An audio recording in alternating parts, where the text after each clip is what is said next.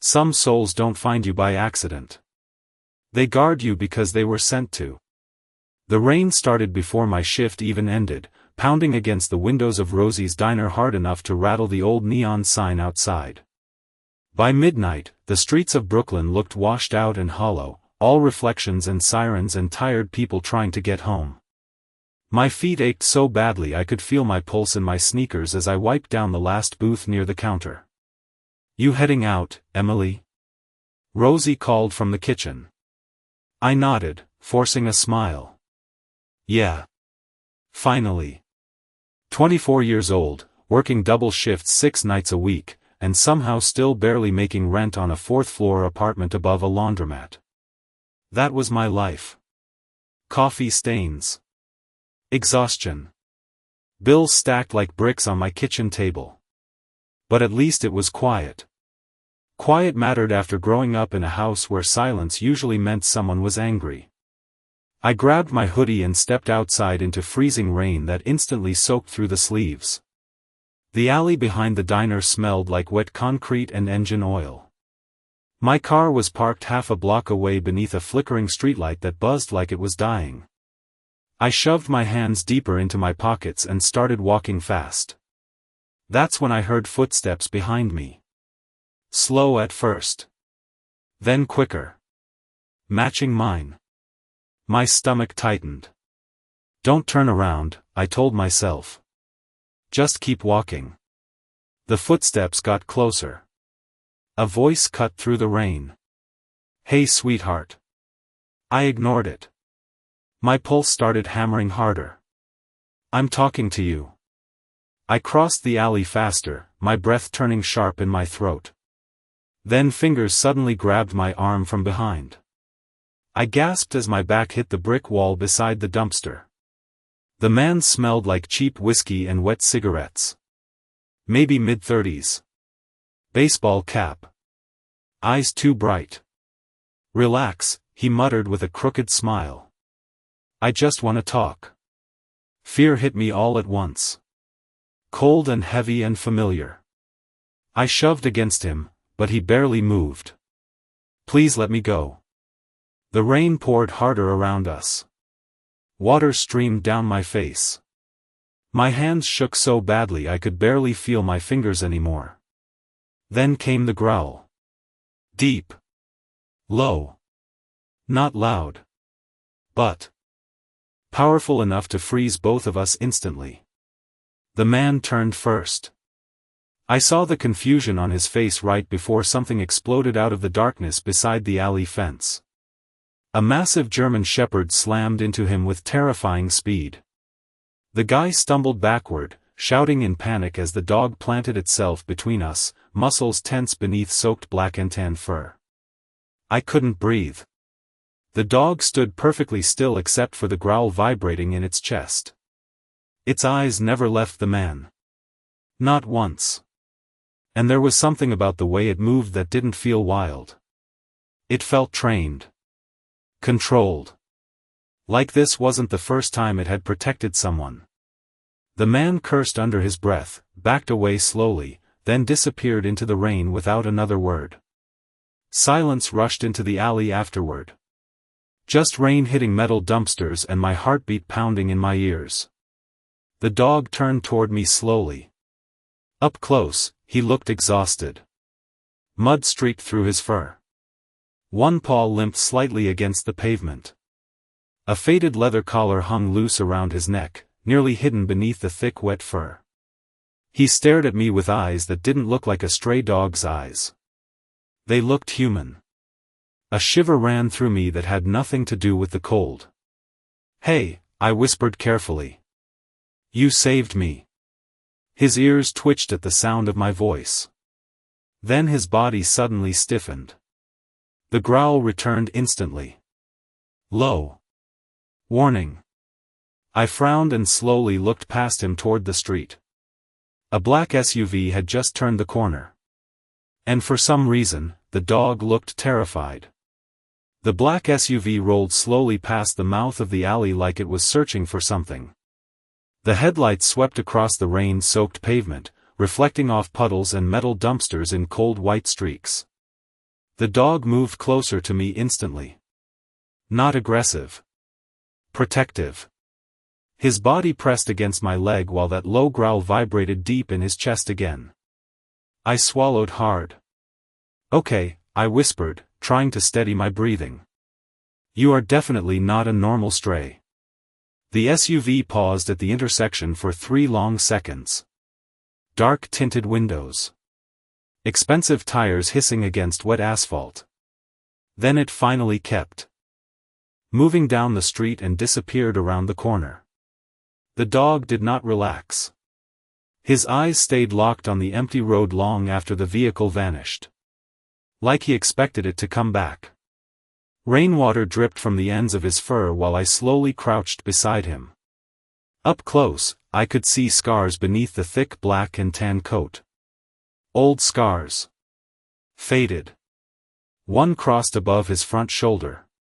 Another near his ribs. My chest tightened unexpectedly.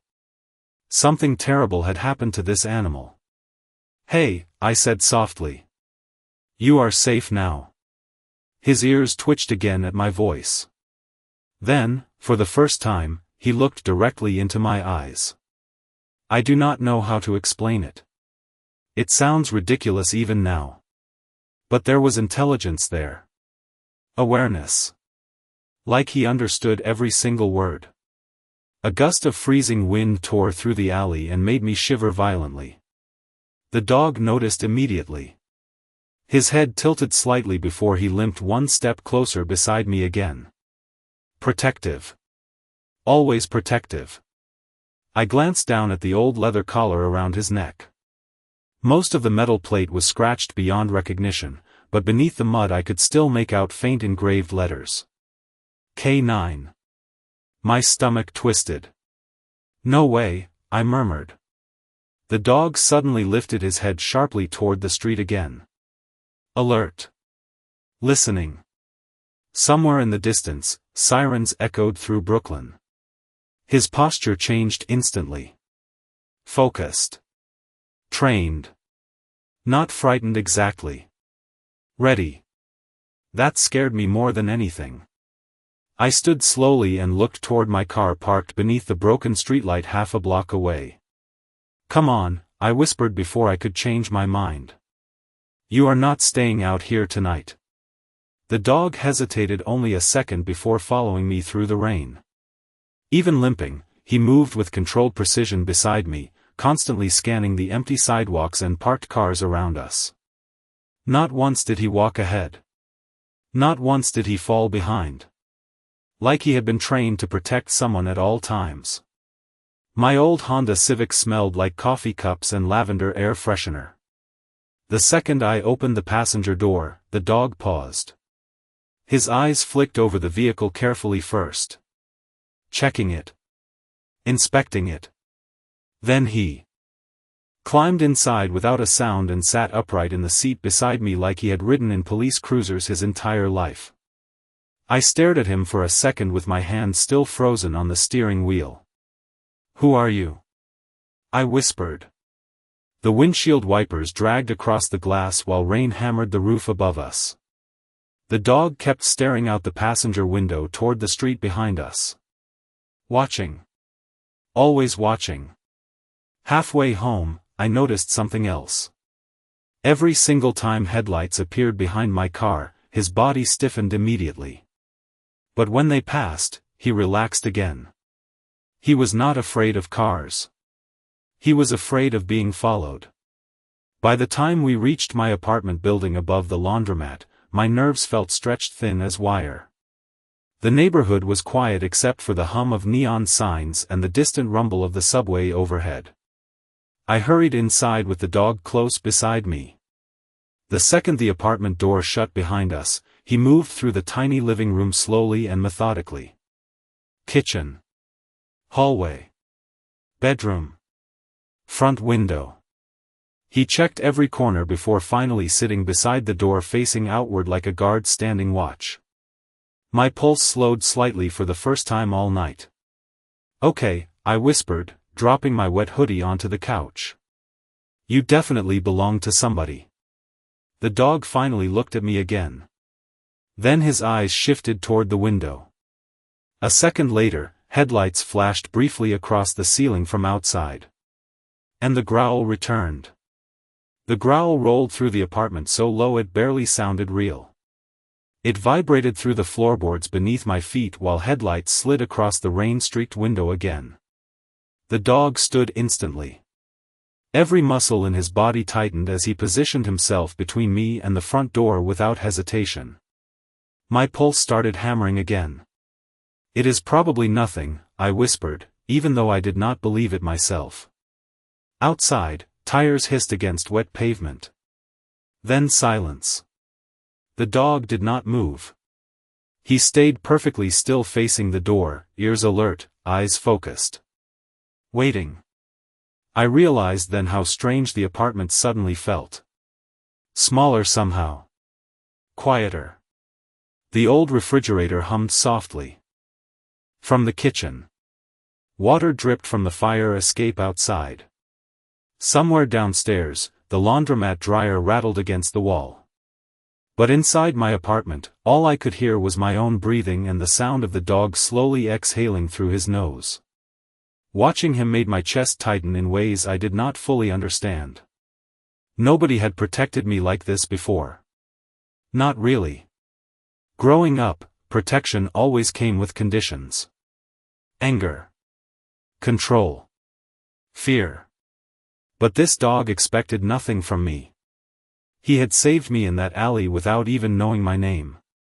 I swallowed hard and slowly stepped closer. "You are hurt," I murmured softly. "Let me help you." His ears twitched toward my voice, but his eyes never left the door. I moved carefully into the bathroom and grabbed the old first aid kit beneath the sink along with a towel. When I returned, he finally glanced at me for a second before lowering himself cautiously onto the floor beside the couch. Like he understood exactly what I was trying to do.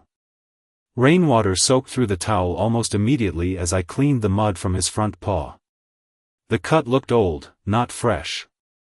He barely reacted while I worked. No whining. No pulling away. Just complete stillness. Trained stillness. "You really were somebody's partner, huh?" I whispered. Up close beneath the apartment light, the collar around his neck looked even older. Burned leather. Deep scratches across the metal tag. My fingers brushed against the faded engraving while I cleaned around it gently. Rex. The name sent another strange chill through me. Because it fit him perfectly somehow. Strong. Sharp. Loyal. I dried the rest of his fur as best I could while he sat there watching the front window every few seconds. Then my stomach tightened suddenly. "Wait here," I whispered. I grabbed my laptop from the kitchen counter and sat cross-legged on the floor beside the couch. The dog immediately moved closer until his shoulder pressed lightly against my arm. Warm. Solid. Safe. I typed the name slowly into the search bar. Rex K9 Brooklyn. At first, nothing important appeared. Old adoption posts. Training videos. Random police articles. Then one result near the bottom caught my eye.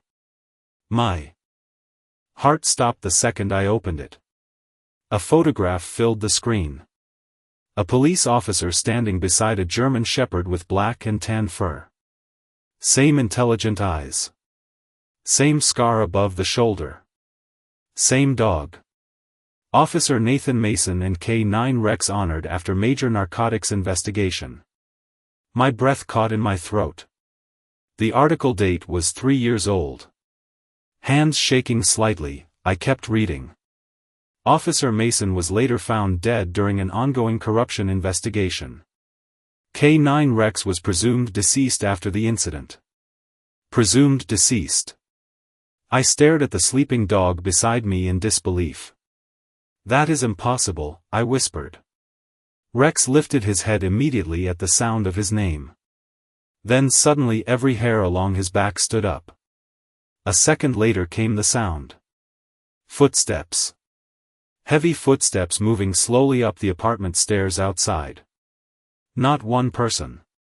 At least two. Rex was already on his feet before I could even breathe. The footsteps stopped right outside my apartment door. Every muscle in my body locked instantly. Rex stood frozen beside the couch, ears forward, eyes fixed on the entrance like he could see straight through the wood. Then came silence.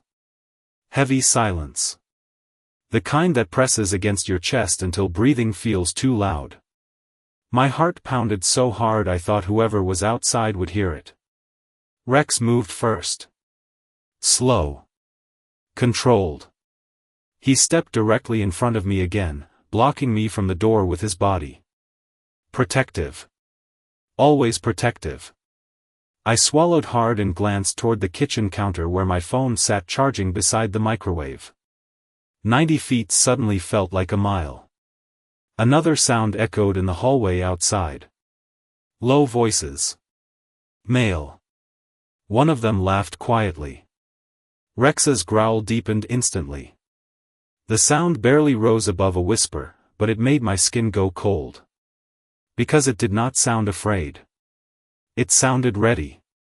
Then came 3 slow knocks against the apartment door. Not aggressive. Calm. Deliberate. "Miss Carter," a man called from outside. My stomach dropped. I had never heard his voice before. "We would like to speak with you for a moment." My eyes widened. How did they know my name? Rex stepped closer to the door immediately, muscles tightening beneath his damp fur. I backed away slowly, pulse racing. "Who is it?" I asked, hating how shaky my voice sounded. A pause followed. Then the same calm voice answered. "We are looking for a dog." Every hair along my arm stood up. Rex stared at the door without blinking. The silence after that felt endless. Rain tapped softly against the windows while old pipes rattled somewhere inside the building walls. Then the man outside spoke again. German Shepherd. Black and tan. Possibly injured. I could barely breathe. My gaze shifted toward Rex instinctively. His ears twitched at every word. He understood. Somehow, he understood all of it. "I think you have the wrong apartment," I lied quietly. Another pause. Longer this time. Then came the sound of footsteps moving slightly closer to the door. "Miss Carter," the man said softly, almost politely. "That animal is dangerous." Rex's growl became deeper instantly. Not wild. Warning. Controlled. My fear twisted into something else suddenly. Anger. Because the dog standing beside me had protected me without hesitation while the men outside felt wrong in ways I could not explain. Cold. Calculated. Like they were reading from a script. I forced myself to speak steadily. "You need to leave." Silence answered me again. Then finally the footsteps retreated slowly down the hallway. One pair. Then another. The building door downstairs opened with a metallic groan before slamming shut again. Only then did Rex relax slightly. I realized I had stopped breathing entirely. My knees felt weak as I sat down hard against the couch cushions. "What is happening?" I whispered. Rex turned away from the door and approached me carefully. Up close, his amber eyes looked exhausted beneath the apartment lights. He rested his head briefly against my knee, just for a second, before moving back toward the window again to keep watch. My chest tightened painfully at the gesture. Like he was thanking me. I stared at the laptop screen still glowing beside me. Officer Nathan Mason. Corruption investigation. K9 Rex presumed dead. The words repeated over and over in my mind until another detail suddenly caught my attention near the bottom of the article. A photograph.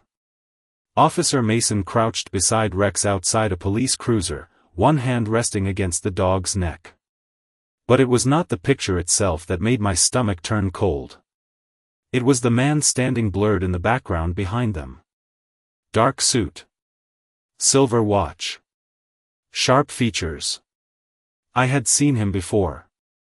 My pulse spiked instantly as realization crashed through me. He was the man sitting inside the black SUV outside the diner. Sleep never came that night. Every time headlights passed outside the apartment window, Rex lifted his head instantly. Watching. Listening. Waiting. By 4 in the morning, the rain had slowed to a cold drizzle that coated the city in silver reflections. I sat cross-legged on the couch with my laptop still open beside me while Rex remained near the front door like a silent guard. The photograph from the article stayed burned into my mind. Dark suit. Silver watch. Sharp jawline. The same man from the SUV outside the diner. My stomach twisted harder every time I looked at it. Because it meant this was not random anymore. None of it was random. I rubbed my exhausted eyes and clicked deeper into the article archives. Most of the information about Officer Mason had disappeared behind broken links and deleted pages, but one sentence kept repeating across multiple reports. Internal corruption investigation. No suspects identified. K-9 partner missing and presumed deceased. Presumed. The word bothered me. It sounded unfinished. Like somebody wanted the story buried before the truth fully surfaced. Rex shifted suddenly beside the door. His ears twitched toward the hallway outside. I froze immediately. But this time no footsteps followed. Only silence. After a few seconds, he relaxed again and slowly walked toward me. I held my breath as he stopped beside the couch and lowered himself onto the floor close enough that his shoulder touched my leg again. Warm. Solid. Safe. You trusted him, did not you? I whispered softly while staring at the photo of Officer Mason. And something happened. Rex rested his head against my knee for just a second before pulling away again. My chest tightened painfully. He understood. I knew how insane that sounded, but deep down I knew it was true. The apartment suddenly felt too small to hold everything pressing against me. Fear. Questions. The strange aching sadness in Rex's eyes every time someone mentioned the past. Around 6 in the morning, pale gray light finally began spilling through the windows. Brooklyn looked exhausted beneath the rain clouds. Steam rose from manholes in soft white waves while traffic slowly returned to the streets below. I stood carefully and stretched my aching back. Come on, I whispered to Rex. You need food. The second I opened the refrigerator, I heard movement behind me. Not from the hallway. From Rex. He was staring directly at the kitchen counter now, body tense again. I frowned and followed his gaze.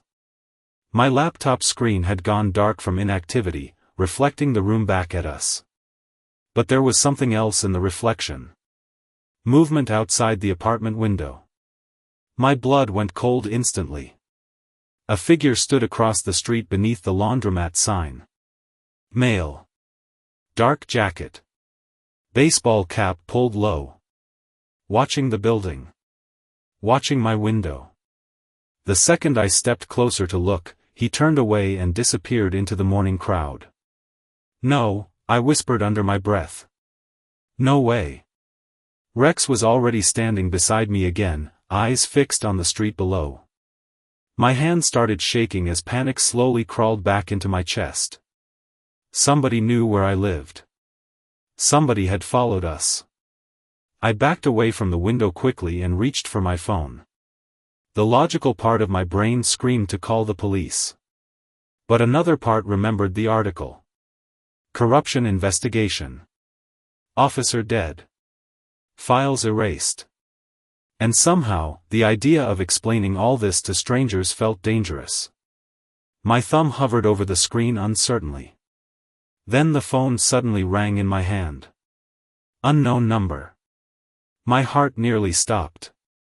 Rex growled instantly the second the vibration started. I stared at the screen for 3 full seconds before answering. Hello? Silence greeted me first. Then a calm male voice spoke softly through the speaker. Miss Carter, he said. You have something that belongs to us. The voice on the phone sounded calm enough to make my skin crawl. Not angry. Not rushed.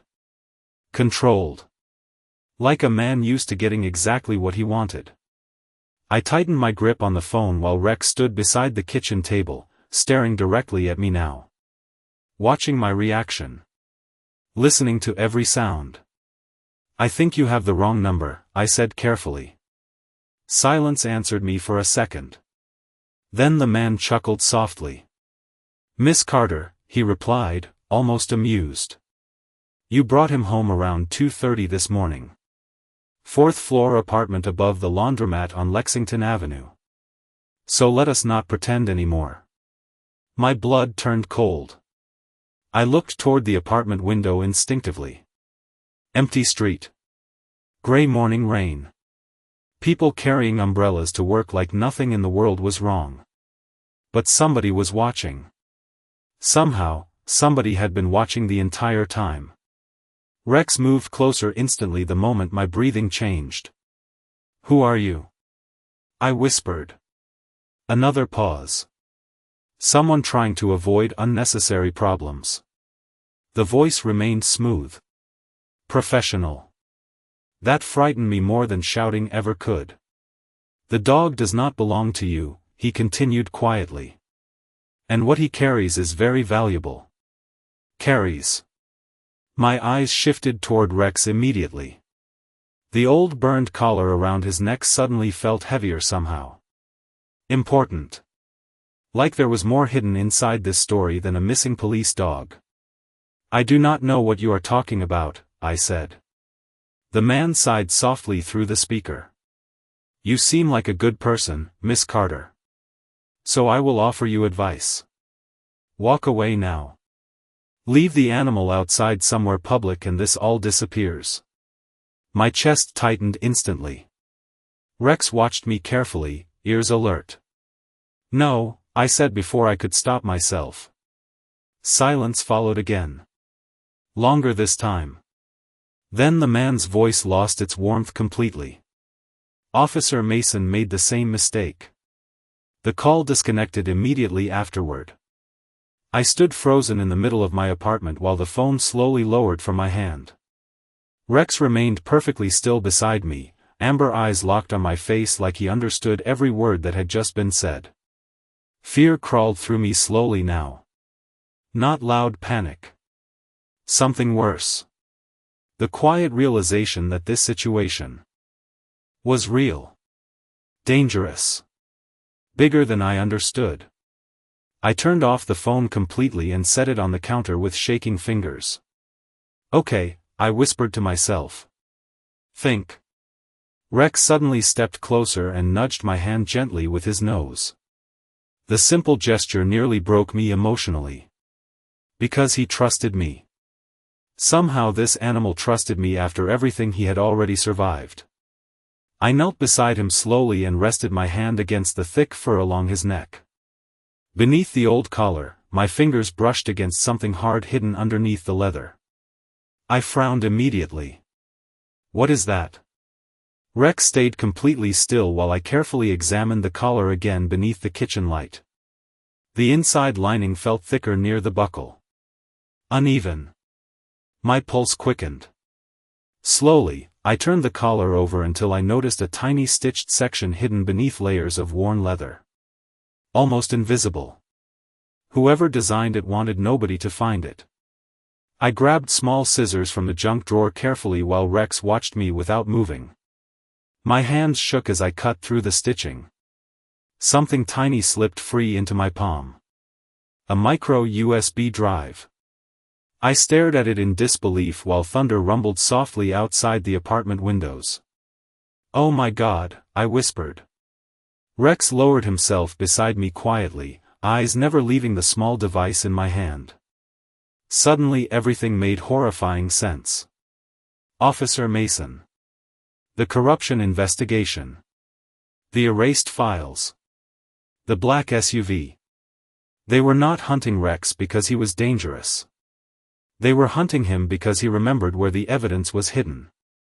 And somehow, for 3 years, this dog had protected it completely alone. The USB drive looked impossibly small resting in my palm. Tiny piece of black plastic. Barely bigger than my thumbnail. But somehow people were willing to hunt a police dog across New York for it.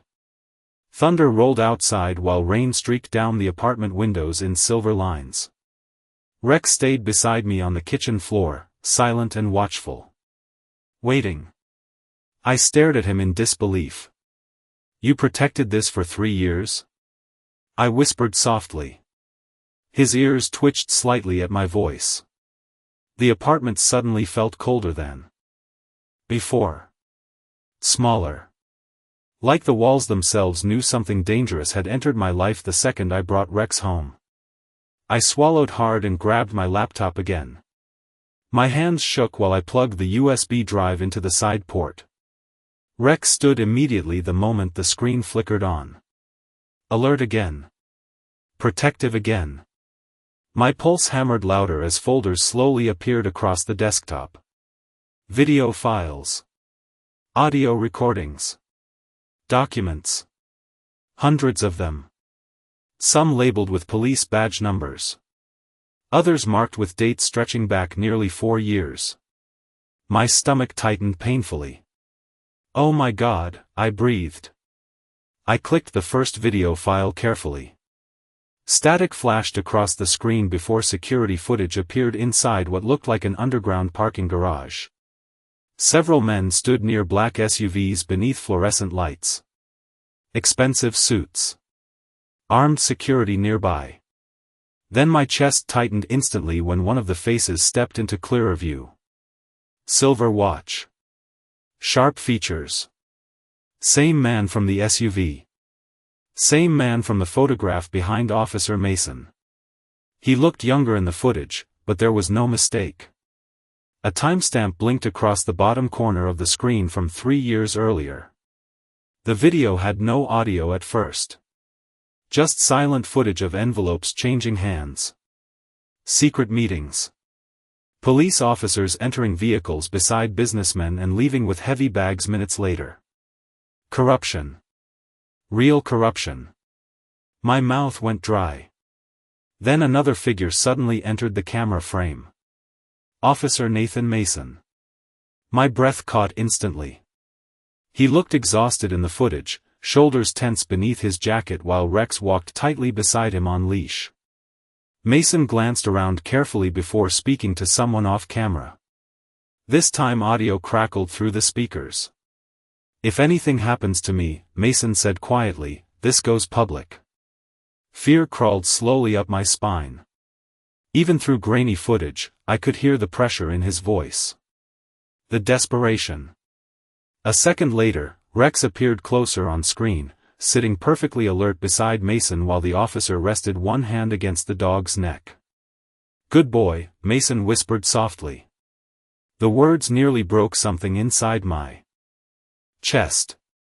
Because Rex heard them too. His ears lifted instantly toward the laptop speakers. He moved closer until his nose nearly touched the screen. Watching. Listening. Remembering. I covered my mouth with trembling fingers. "You have been waiting for him this whole time," I whispered. Rex stared at the screen without moving. Then another sound shattered the silence inside the apartment. A car door slamming outside the building. Rex spun toward the window instantly, growling low in his throat. My heart nearly stopped. Tires hissed against wet pavement below. More than one vehicle this time. I rushed toward the window carefully and peeked through the blinds. Black SUVs. 2 of them. Parked directly outside the laundromat entrance. 4 men stepped out wearing dark jackets despite the rain. One looked up toward my apartment window slowly. Deliberately. Like he already knew I was watching. Fear slammed into me so hard I stumbled backward from the glass. "Rex," I whispered urgently. "We need to leave." The dog was already moving before I finished speaking. Not panicked. Focused. He hurried toward the bedroom hallway, then stopped halfway and looked back at me sharply. Waiting for me to follow him. I grabbed the laptop and the USB drive with shaking hands while Rex led me toward the back fire escape door beside the laundry room. Then suddenly the apartment lights flickered once. Twice. And the entire building went dark. Darkness swallowed the apartment so fast it felt like the building itself had stopped breathing. The refrigerator died mid-hum. The laptop screen became the only light left in the room, glowing pale blue across the walls while rain hammered against the windows outside. My pulse exploded instantly. "Rex," I whispered. But he was already moving. Fast. Silent. Focused. He reached the back hallway and looked toward me sharply again. Waiting. Another sound echoed through the apartment building below us. Heavy footsteps climbing the stairs. More than one person. Calm footsteps. Controlled. Like they knew exactly where they were going. Fear wrapped around my ribs so tightly I could barely inhale. I shoved the USB drive into my jacket pocket and grabbed the laptop under one arm while hurrying after Rex toward the fire escape door near the laundry room. The old floorboards creaked beneath my sneakers. Every sound suddenly felt too loud. The footsteps downstairs kept coming closer. Second floor now. Rex stood completely still beside the fire escape door while I struggled to unlock it with shaking hands. Rain blasted into the hallway the second the metal door swung open. Cold air hit my face hard enough to steal my breath. Brooklyn stretched below us in wet silver lights and distant sirens. 4 stories down. Narrow iron stairs slick with rainwater. "Okay," I whispered nervously. "Okay." Rex moved onto the fire escape first and turned immediately to face the hallway behind us. Guarding me. Always guarding me. Then another sound cut through the building. A door slamming open somewhere below. Male voices. Calm but urgent. "Top floor," somebody said. My blood turned ice cold. I stepped onto the fire escape beside Rex and carefully pulled the door shut behind us. The rain soaked through my clothes instantly. Metal stairs rattled beneath our weight while we descended quickly toward the alley below. Rex stayed close beside me the entire time despite the limp in his front paw. Watching every corner. Every window. Halfway down, another flash of lightning illuminated the alley beneath us. A black SUV waited near the dumpsters behind the building. Engine running. Empty. My stomach twisted painfully. They had blocked both exits. "How are they everywhere?" I whispered. Rex suddenly froze on the stairs ahead of me. His ears lifted sharply toward the alley entrance. Then came another sound. Police sirens. Close. Very close. My chest tightened with sudden hope. But Rex reacted differently. His growl returned instantly. Low. Warning. Not relief. Fear hit me again immediately. Corruption investigation. Officer Mason dead. If police were involved before, who could I trust now? Blue and red lights flashed across the rain-soaked alley walls seconds later. A police cruiser stopped near the front of the laundromat while officers stepped out onto the street below. One of them looked up toward the fire escape. "Miss Carter," he shouted. Through the rain. "You need to come down right now." My heart pounded wildly while Rex remained completely still beside me. Watching the officer with terrifying intensity.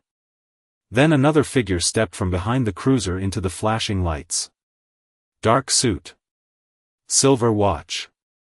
The same man from the SUV. My breath caught instantly. He smiled faintly as he looked up at us. Not angry. Calm. Certain. Like he already knew this would end his way. Emily, he called smoothly through the storm. Hearing my first name from his mouth made my skin crawl. You are frightened right now. I understand that. But the dog beside you is connected to very dangerous people. Rex moved directly in front of me again. The rain poured down his black and tan fur while lightning flashed across the city skyline behind us. The man below kept his eyes locked on me calmly. Officer Mason stole something that did not belong to him, he continued. And that animal was trained to protect it at all costs. My hands trembled around the laptop. You killed him, I whispered before I could stop myself. The man's expression never changed. Not even slightly. No, he replied quietly. But someone close to him did. The words hit me like freezing water. Rex suddenly turned his head sharply toward the police officers below. Not the man in the suit. The officers. One of them had stepped slightly behind the others now, partially hidden beneath the flashing lights. Older. Gray beard. Heavy shoulders. The second Rex saw him, a sound escaped the dog that I had never heard before. Not a growl. Not anger. Recognition. Rain poured over the fire escape hard enough to blur the entire street below into streaks of red and blue light. My hands shook around the laptop while Rex stood frozen beside me, staring at the older police officer near the cruiser. The sound coming from his throat changed again. Softer now. Confused. Like he remembered something painful. The gray-bearded officer slowly stepped forward beneath the flashing lights with both hands visible. His face looked exhausted. Older than the others. Weighted down by something heavy. Rex, he called quietly through the storm. The dog's ears lifted instantly at the sound of his name. My chest tightened painfully. Emily, the officer said, looking up at me carefully. My name is Daniel Hayes. I trained Rex with Mason. The man in the dark suit remained beside the cruiser, calm as ever, rain sliding down his expensive coat. But I noticed something now that I had missed before. Hayes never looked at him. Not once. Like even standing near him felt wrong. Rex moved one step down the fire escape slowly, eyes locked on Hayes. Then suddenly the older officer's voice cracked slightly. Buddy, he whispered toward the dog. I thought you were gone. The sound nearly broke me. Because for the first time since I met him, Rex looked uncertain. Torn between instinct and memory. Hayes swallowed hard beneath the rain before speaking again. Mason trusted me, he said quietly. And I failed him. My pulse hammered inside my ears. The man in the suit finally stepped forward then, expression unreadable beneath the storm. Officer Hayes, he said calmly. This is unnecessary. Hayes ignored him completely.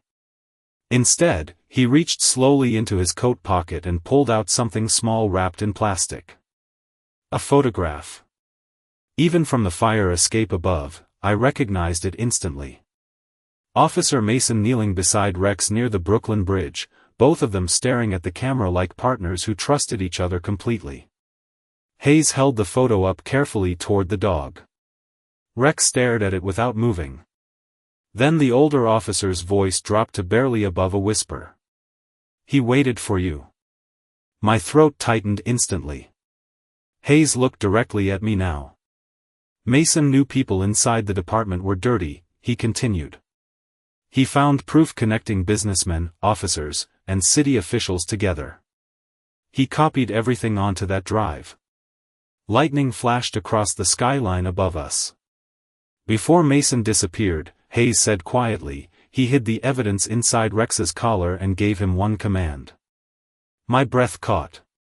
Hayes looked toward the dog again. Run. Silence swallowed the street afterward except for rain striking metal and distant sirens somewhere far across Brooklyn. Tears burned unexpectedly behind my eyes while Rex slowly descended. Another step down the fire escape. Not toward the men in suits. Toward Hayes. The older officer's face crumpled slightly when Rex finally reached him. Then something happened that I will never forget for the rest of my life. Rex gently pressed his head against Hayes's chest for one brief second. Like forgiveness. Like grief. Like he finally understood Mason was never coming back. Even the man in the dark suit looked away after that. Hayes rested one trembling hand against the dog's neck while rain poured around them both. "Good boy," he whispered brokenly. The same words from the video. Rex closed his eyes briefly at the sound. My chest hurt so badly I could barely breathe. Then Hayes looked back up at me through the storm. "You need to release those files," he said firmly. "Everything changes once people see the truth." I looked down at the laptop pressed against my chest. Fear still lived inside me. But something else existed there now too. Trust. Because one exhausted police dog had spent 3 years protecting the truth after losing the only person who ever loved him. And somehow, against all logic, he chose to trust me with it. Weeks later, the city exploded with investigations. Arrests. Headlines. Names exposed across every news station in America. But none of that stayed with me the most. What stayed with me happened on a cold Sunday morning beneath gray skies at Greenwood Cemetery. Rex stood silently beside Officer Mason's grave while wind moved softly through the trees around us. No cameras. No police sirens. No fear. Just silence. Peaceful silence. I knelt beside him carefully and rested my hand against his fur one last time. "You kept your promise," I whispered. Rex looked at the gravestone quietly. Then for the first time since I met him, he finally stopped watching the world behind us.